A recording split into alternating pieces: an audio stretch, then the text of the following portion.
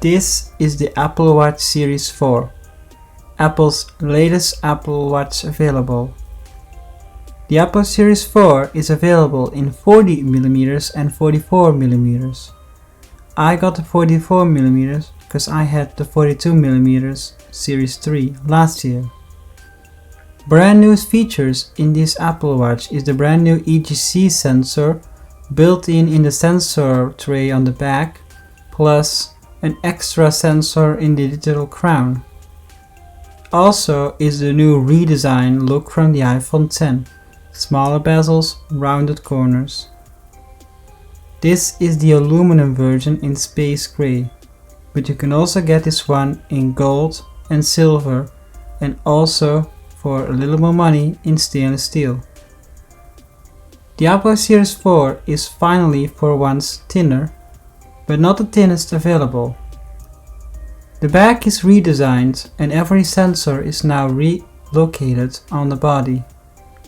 We got the improved heart rate sensor that goes from 5 seconds delay to 1 second delay.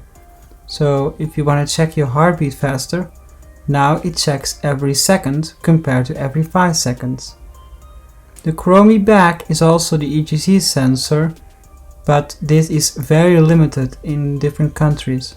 I'm lucky that I got EGC with an update a few weeks ago. The Apple Series 4 is slightly pricier than the Apple Series 3, but it's still pretty cheap compared to the rest of Apple's devices. On one side we have now two dual speakers, so if you use voice calls it's gonna be extra louder. On the digital crown we also have new two microphones, so when you call or use Siri, they work now better than ever. Also new feature is hands-free you know who Siri, so you can use the Apple Watch hands-free.